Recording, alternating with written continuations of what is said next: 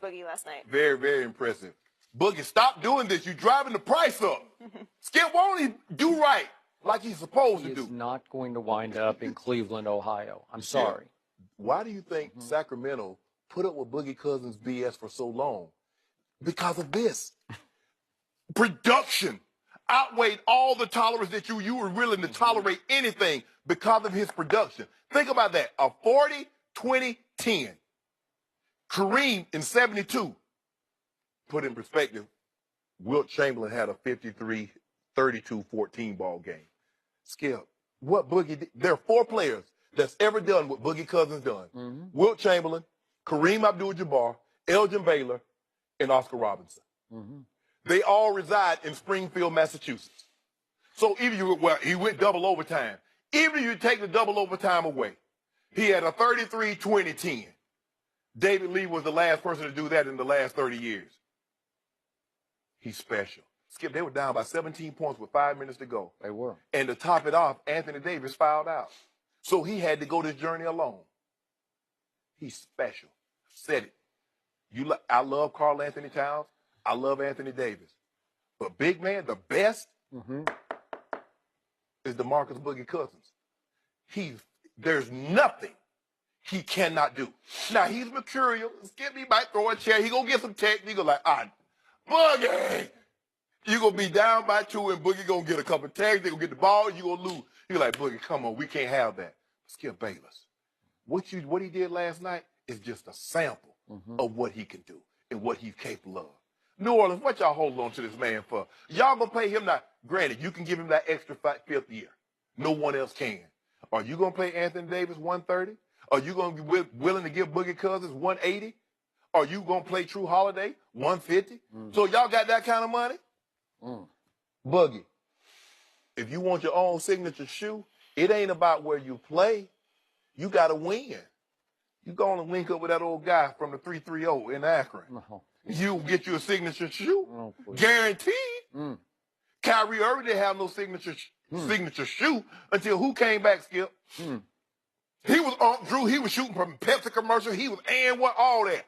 But until he started winning with those 330 King James, that's when he got a signature shoe. So I think I just heard you say that if the Cavaliers do acquire DeMarcus Cousins, then suddenly LeBron will be the second best player on that team. Right? I think that's what I just heard. No, you didn't hear that, Skip. I heard special. No, I heard special. No, Skip. I didn't. No.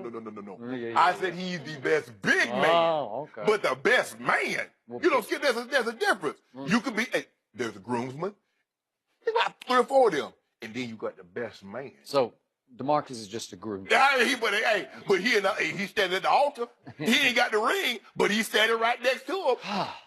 So I'm going to say this one more time for the record. Before his draft on ESPN, day after day, I said John Wall is not the best player in this draft. Trust me, it's this guy. He's way better than John Wall will ever be, and he's on his way to being way better than John Wall will ever be. He hasn't realized it yet. And I want to say this because I've talked once, had one long conversation with DeMarcus, but his on-court interview, we saw him sitting in his locker stall. But the on-court, because I watched the game and that they did there right after the game on the local, he was so mature and so fun and so well-spoken, and all the credit went to his teammates. Everything, my teammates, he is growing up before your very eyes, and we're not seeing as much volatility this year that you talked about. He respected his coach. He loved playing with AD. He didn't respect any of his coaches in Sacramento, and he didn't like being there. Now, he wanted that max contract that he could have got, because he cost himself $30+ million because they can't give him can't give him that Russell. They can't give him that Steph Curry contract. But 5 years at $180 million or 4 years at $133. Yep. I take it.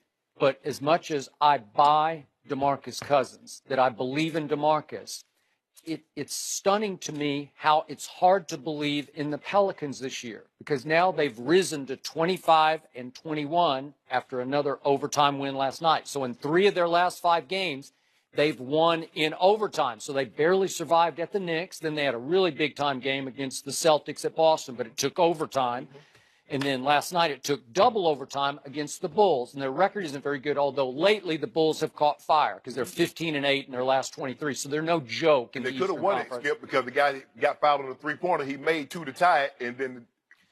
So speaking of that, Justin Holiday, I'm glad you brought that up because I did watch this game. Me and Hazel, she's sitting right beside me. She's really into the NBA. So we're watching Hazel, my Maltese. She's the baddest Maltese this side of Malta. And she is into basketball. So all of a sudden, Justin Holiday goes down with no time left and gets just hammer fouled by 2 guys, his body fouled. And he is going to shoot 3 free throws with no time left to make 2 to tie and 1 more to win the game. And I'm thinking, I told Hazel, this is LeBron's worst nightmare because this would be where he'd be just scared. You are sweating bullets, man, because you got to make 2 just to get to overtime. So Justin Holiday, who's an 84% free throw shooter, steps up, and I told Hazel, he'll miss the first one because it's just you're looking at the mountain to climb. You got to make 3 free throws, and he just rips the first one as cleanly as you can rip it, in rhythm, looked convincing, like he shot it with authority. Second one, boom, right down the middle. I thought, wow, he's got this. Then he short arms the third one and it lips out. To your point, if that goes down, we're having a different conversation because it would have been all those big numbers in defeat and he wouldn't have gotten to pile on some numbers in 2 more overtimes. But I'm taking nothing away. I'm just telling you that it's mysterious to me how these 2 guys, are they not 2 of the top 10 players? Absolutely. Yes, they are. Absolutely. So if I give you 2 of the top 10 players in the NBA, don't you think you'd be better than 25 and 21? You would think. You would think you would, except those 2 guys who are best buddies, they're real. I think it's legit, genuine. They love each other. They love playing with each other. But they're exactly the same guy, right? Don't they do exactly the same thing? Both of them are basically forwards. Yeah, and they can both shoot it now. They can shoot it outside, and both of them can shoot threes. He was bombing threes last night, but both of them will shoot threes, and both of them are unselfish. I mean, 10 assists for a guy that size, that's pretty hard to do. With 20 rebounds. It's just outrageously great. But so is Anthony. There are some nights Anthony Davis, what he did to the Celtics in Boston, they just couldn't remember. He had, 45 and 16 or something like that? And you remember a couple of years ago, Anthony Davis had a 59, 20, and 8 game against Detroit. Right. So you throw in Drew Holiday and E'Twaun Moore. I don't know.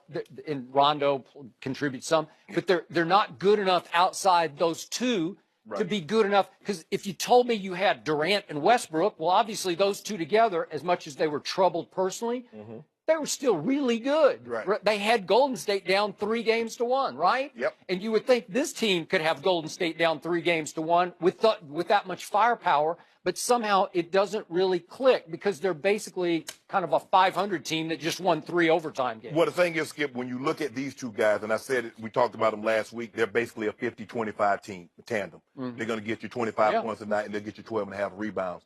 Good nights, they'll go get you 60 and 30. This right here, they wouldn't got 68-34. But here's the thing, Skip. Who is going to be consistent, that third option? Now, in Boston, it was Holiday. Last night, it was E'Twaun Moore. If they can consistently get somebody in that third slot, nobody is stopping these 2 guys. So you might as well just go ahead and chalk it up. They're going to get between 50 and 60. They're going to probably get somewhere around 25 rebounds. And they're going to play off each other really well. Yes. Because nobody has big men that can deal with them. You can't deal with this. Nobody has this skill. But he's driving the price up. He's driving it up. But we don't worry about it. But you know, LeBron is a power broker. Bron, Rich Paul, they make things happen. By the commissioner, they do. No, they pick up the phone, they do. Commish, we need help.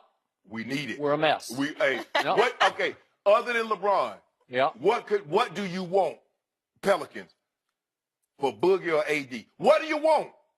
You want that first-round pick? We'll give you the next first-round pick. We'll give you our first-round pick. You want Kevin Love? You can have him too. Okay, that can all happen, but LeBron has to say the magic words. I'm staying. The magic word is, I'm leaving if you don't do nothing. Oh, well, then it's the old catch-22.